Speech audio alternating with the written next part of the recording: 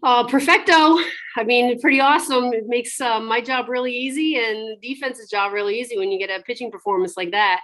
Um, Lauren was just spot on. I mean, throwing both sides of the plate, real dominant. The difference was she was very effective with her changeup today.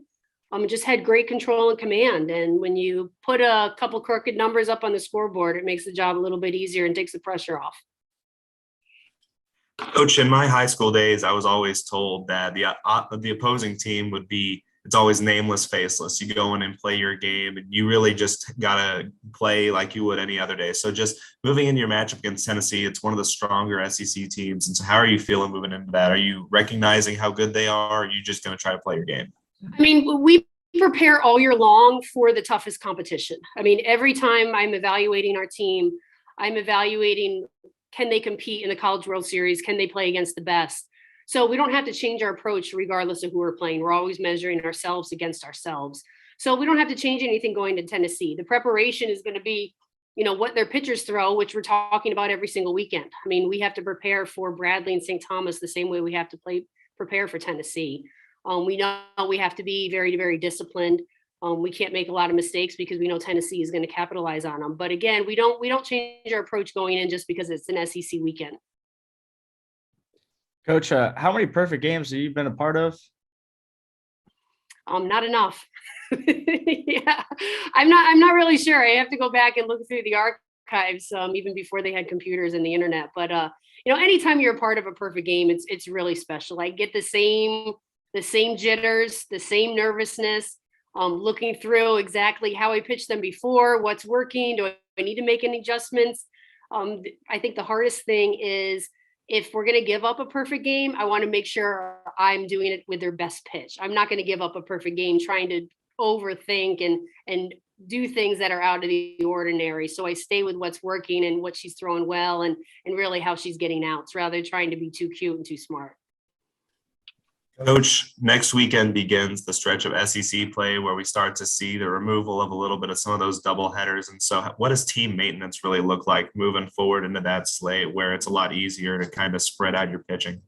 It's so much easier for the coaching staff to start in terms of our scouting and our preparation. Preparing for 5 games in a weekend and even 2 different teams over a weekend is really tough, and it's tough for the players and it's tough for the coaches. To be able to prepare them for multiple pitchers. So that really starts. So it makes it a little bit more single focus throughout the week that we can solely focus on Tennessee.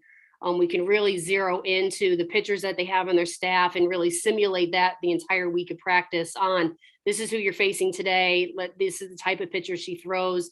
This is what our game plan needs to go in. And then we can change either our GAs who are throwing, we can change how the machine is throwing to us. So we're simulating new pitchers coming in. So much easier to stay single focused on one team rather than trying to play multiple teams over the course of the weekend.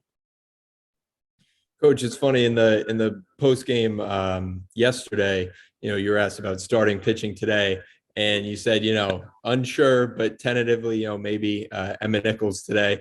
And when you wake up, maybe it's the softball gods, or you get a little feeling that tells you who to start.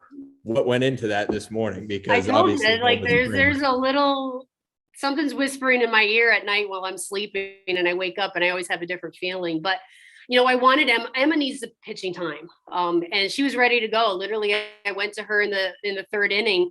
And I said, I'm scoreboard watching right now. I want to make sure that you get in. If we end this game early in 5, I want to be able to get you in. But when you're having a perfect game going on, you can't make a lot of changes. I'm not going to disrupt that in any way. I wanted Megan Mull behind the plate. I even ran Shantice Phillips out to center field. And then I'm like, no, we can't make any changes right now. And I was able to get Robbie in because it was a little earlier in the game to make that defensive change. But I woke up this morning and I was thinking about Bradley and their swings, the way they swing would have matched Emma Nichols. Emma Nichols throws a drop, and their swings were really conducive to be able to handle a drop.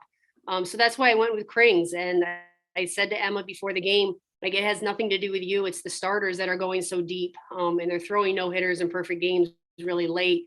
And we're ending games early. So this is a really good thing while you're not pitching. You don't want to pitch, even though the game's on the line. I'm going to go to her in a second. So that was why I made the change. And realistically, I was planning on us scoring a bunch of runs and making a change early like I did yesterday with Jordan. I mean, after first inning and we put up 6 runs in that first inning. I said, Jordan, great job. You got us out of a jam. Now I'm going to go to Schumacher because we were able to put up so many runs early and rest Jordan a little bit more. But, that's just sometimes I have that gut instinct and I just go with it. I made a pretty good decision, didn't I? Coach, just how special was this the home debut for you guys to go out and dominate like you did all 3 days? It's huge. I mean, it's so great to play in front of your home crowd. The energy on Friday was electric, and I just kept saying to the dugout, like, let's keep them in it. Let's keep the fans engaged because we want them to keep coming back week after week. But it's so awesome, and you just want everybody just to keep talking about Mizzou softball. Coach, one last thing for me. You mentioned yesterday that, well, I personally noticed that the batting this week has been fairly solid. I'd say that the fielding has been pretty great, but you mentioned yesterday that there were some base running problems and there were a few more today. And so what's practice going to look like this week, and how are you planning on cracking down on that before your SEC opener? I'm going to sit back and I'm going to analyze it a little bit because I've always told them they're never ever going to get yelled at for being too aggressive. So I have to look back and say, were some of their decision making because they were too aggressive, and I got to let some of those things go, or were they just poor decisions. So I think some of the things where Cassidy Shomo hit that ball to the gap and she's rounding second and really ran Frizzell out of the inning off the base. That's not making a very good decision versus Jenna Laird getting thrown out at third. That's aggressiveness. So we're going to probably do a lot more live situations where our starters are probably going to be on the bases a little bit more than our starters playing defense. We have a tendency when we're scrimmaging that a lot of our backup players are running the bases to put the pressure on our starting defense. And I might have to flip flop it a little bit to have our starters run the bases so they can get some more live reads. Any more questions for Coach? Yeah, Coach, yesterday there were a few tweets about the all-female umpire crew, celebrating Title IX. Can you talk a little bit more about that? And, you have an all-female coaching staff and what this kind of 50th anniversary means to you. Yeah, and I'm glad you brought that up. When I noticed that it was an all-female umpire crew, I reached out to our coordinator and I just said, this is really awesome. And she relayed back to me, this is Christy Cornwell, who's our umpire signer for the SEC. And she said she was very deliberate in doing it. And knowing that what we were doing and that we would recognize it, and that we had an all-female head coaches that were playing in our tournament. So us realizing that and kind of exploiting it a little bit, I want to empower my players. And I'm a true believer in giving our female student athletes something to emulate, to look up to.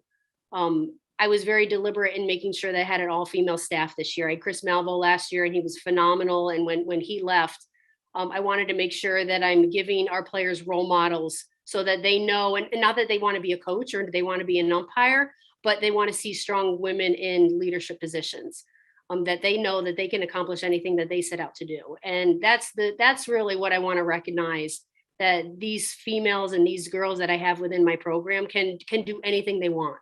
And you can't be what you can't see. So it's recognizing that we do have some strong females in some leadership positions. And it really starts with our athletic director, Desiree Reed-Francois, to be able to give some recognition to these women and get them empowered that they can accomplish anything.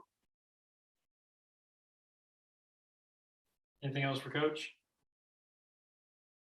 Thanks, everyone. Thanks. We'll see you next weekend.